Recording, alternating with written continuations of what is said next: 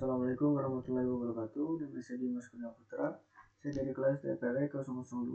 Saya akan menjelaskan dari studi kasus yang dikasih oleh Pak Firman untuk tugas keempat.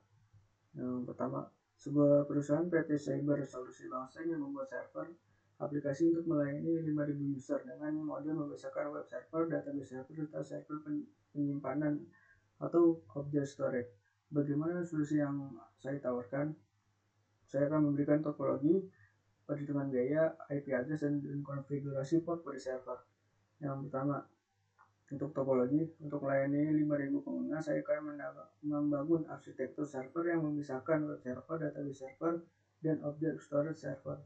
Topologi ini memastikan skala yang baik, memelihara yang mudah, dan kinerja yang optimal. Adapun topologi yang saya gambarkan seperti ini. Yang pertama ada load balancer, atau ini untuk mendistribusikan lalu lintas kepada web server 1 dan web server 2. Lalu ada database server di bawah web server 1 dan object storage server. Untuk perhitungan biayanya, saya akan menggunakan contoh layanan cloud seperti AWS atau Amazon Web Service untuk menghitung biaya. Biaya ini adalah perkiraan yang dapat bervariasi tergantung pada penyedia layanan dan konfigurasi yang dipilih. Untuk web server, 2 instance, yaitu web server 1 dan web server 2 dengan spesifikasi 4 CPU dan 8 GB RAM. Biaya per instance itu $80 per bulan. Jadi total 2 instance dikali 2, $80 dikali 2 yaitu $160 per bulan. Database server dengan spesifikasi 8 vCPU dan 16 GB RAM. Biaya per instan itu $200 per bulan. Total untuk satu instan yaitu $200 per bulan. Itu untuk database servernya. Dan untuk objek storage server dengan spesifikasi 4 vCPU, 8 GB RAM, dan 1 TB storage. Biaya per instance itu $100 per bulan. Dan total untuk satu instan untuk objek storage server itu $100 per bulan. Jadi total biaya bulanan yang dikeluarkan adalah $160 untuk web server dan $200 database server, ditambah lagi $100 untuk objek storage server, sama dengan $460 per bulan. Untuk biaya tahunan berarti tinggal dikali 12, $460 dikali 12 sama dengan $5.520. Adapun IP address dan konfigurasi port yang saya lakukan adalah pertama web server 1 dengan IP address 192.168.1.1 dan portnya itu 80 dan 443 HTTP dan HTTPS. Untuk web server 2 IP addressnya 192.168.1.11, portnya 80 dan 433 untuk HTTP dan HTTPS. Dan untuk load balancernya adalah untuk IP addressnya 192.168.1.1. Yang mana ini adalah gateway untuk web server 1 dan web server 2 agar bisa terhubung. Untuk portnya adalah 80 dan 443 untuk HTTP dan HTTPS. Dan database servernya adalah 192.168.1.120. Untuk portnya 3306 yaitu port MySQL atau database. Dan untuk object storage server kita pasang IP-nya 192.168.1.30 dan portnya 8080 atau HTTP. Konfigurasi server. Pada web server kita instalasi Nginx atau Apache sebagai web server. Di sini biasanya Apache karena portnya 80 atau 443 untuk HTTP dan HTTPS. Saya biasanya menggunakan Apache untuk sebagai web servernya. Konfigurasi SSL untuk keamanan agar aman website kita. Lalu deploy aplikasi web dan pastikan web server terhubung dengan load balancer. Untuk database servernya, instalasi MySQL atau Postgres SQL atau itu juga MariaDB itu opsional. Dan konfigurasi backup rutin replikasi jika diperlukan untuk ketersediaan yang tinggi. Keamanan dengan mengatur firewall dan akses hanya dari web server. Untuk objek storage servernya kita konfigurasi instalasi software object storage service seperti main.io atau menggunakan S3 dari AWS tersebut, dan konfigurasi akses dan keamanan data, serta implementasi backup dan monitoring. Itu untuk studi kasus nomor 1. Dan studi kasus nomor 2 adalah Universitas Pamulang menghadapi masalah ketika jumlah mahasiswa baru meningkat secara dramatis pada tahun ajaran baru, dan infrastruktur TI sudah tidak ada yang mampu menangani lonjakan tersebut dengan baik, yang menyebabkan gangguan pada sistem informasi akademik, portal mahasiswa, dan layanan perpustakaan digital. Mahasiswa sering mengalami kesulitan saat mencoba mengakses web atau jadwal kuliah, materi perkuliahan, serta memanfaatkan fasilitas online lainnya. Bagaimana solusi cloud yang saya tawarkan untuk masalah berikut? Nah, untuk solusi yang saya tawarkan adalah yang pertama, pemanfaatan layanan cloud yang terkelola, yaitu managed cloud service seperti AWS, Amazon Web Service, Microsoft Azure atau Google Cloud Platform. Menggunakan layanan cloud dari penyedia terkemuka ini memungkinkan universitas untuk memanfaatkan infrastruktur yang sangat scalable, fleksibel, dan andal. Dengan cloud, universitas dapat menambah kapasitas server dan penyimpanan sesuai permintaan tanpa harus mengeluarkan biaya yang besar untuk membeli perangkat keras baru. Yang kedua, penerapan arsitektur berbasis microservice, yaitu memecah sistem informasi akademik, portal mahasiswa, dan layanan perpustakaan digital menjadi beberapa layanan kecil yang dapat dikembangkan, dikelola, dan dideploy secara independen. Ini memungkinkan penskalaan yang lebih efisien dan isolasi masalah untuk meminimalkan dampak pada sistem lain. Yang ketiga, penggunaan CDN atau Content Delivery Network.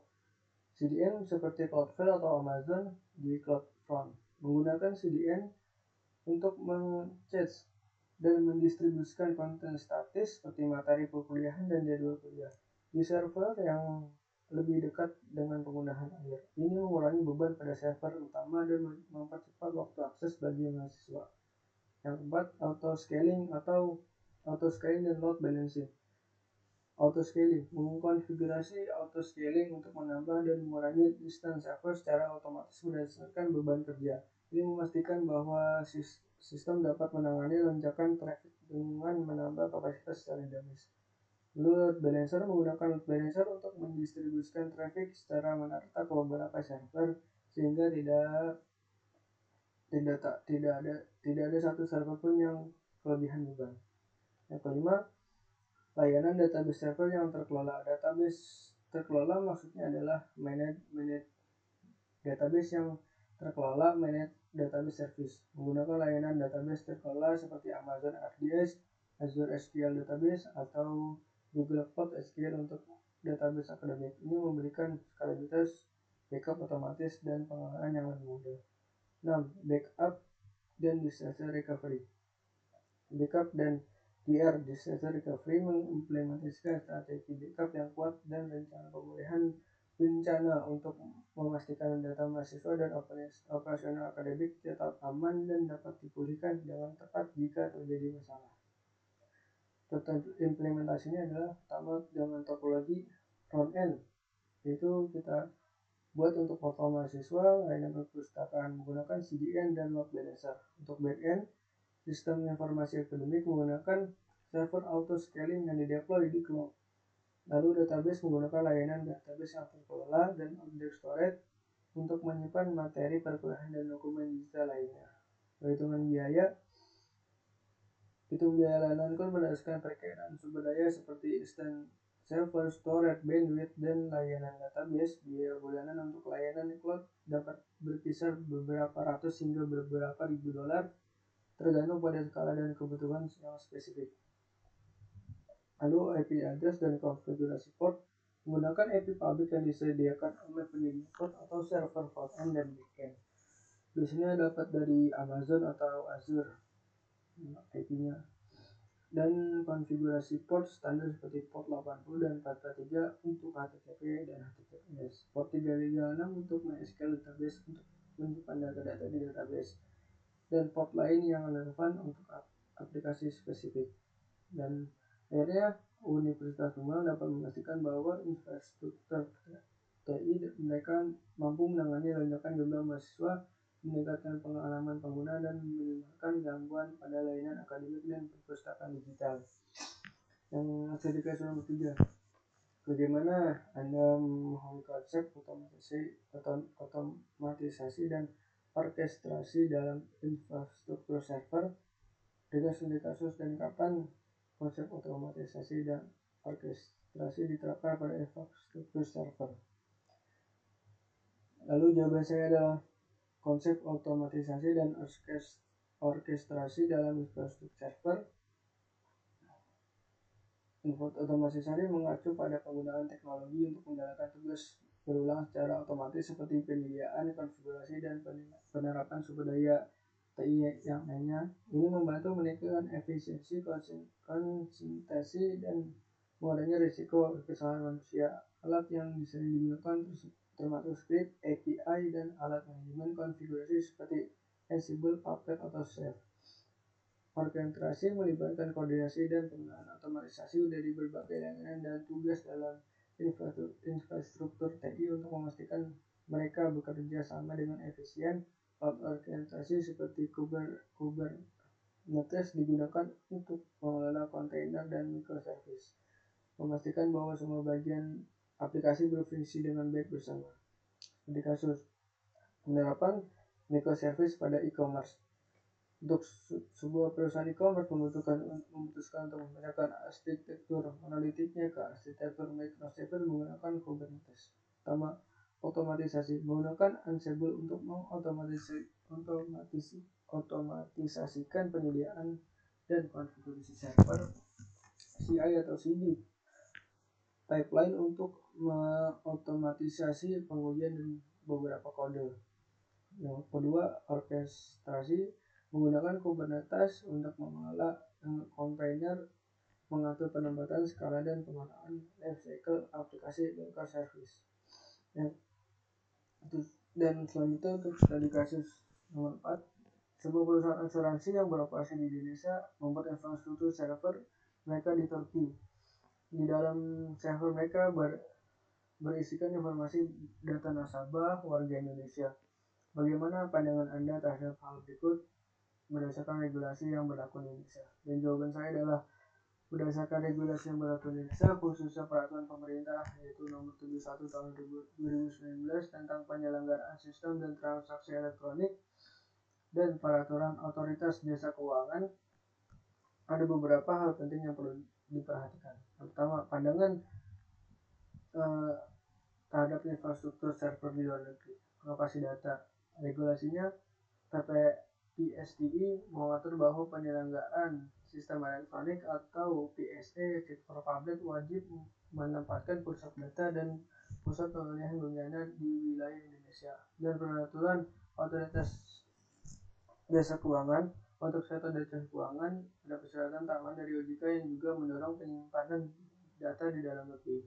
Yang kedua, keamanan dan perlindungan data. Regulasinya, data pribadi harus dilindungi dengan ketat sesuai dengan Undang-Undang Perlindungan Data Pribadi yang sedang dibahas. Penyimpanan data di luar negeri dapat menimbulkan risiko tambahan terkait keamanan dan aksesibilitas oleh pihak ketiga yang tidak sah, seperti vendor dan yang lainnya. Praktik terbaik. Perusahaan harus memastikan bahwa data nasabah tetap aman dengan menerapkan enkripsi data dan mekanisme dan keamanan lainnya. Dan maksud vendor di sini saya adalah data tidak boleh dikasih seutuhnya kepada vendor atau pihak ketiga. Nomor 3, akses dan pemulihan data. Regulasinya PSE harus memastikan akses yang cepat dan pemulihan data yang efisien. Penyimpanan data di luar negeri bisa memperpanjang waktu akses dan pemulihan data dan bisa berdampak negatif pada layanan. Rekomendasi dari saya adalah yang pertama adalah kepatuhan dengan regulasi lokal. Evaluasi apakah penyimpanan data di Turki sesuai dengan persyaratan yang ditetapkan oleh pemerintah Indonesia dan OJK. Jika tidak sesuai, pertimbangkan untuk menggunakan server ke Indonesia atau menggunakan layanan cloud dengan pusat data di Indonesia yang sesuai regulasi.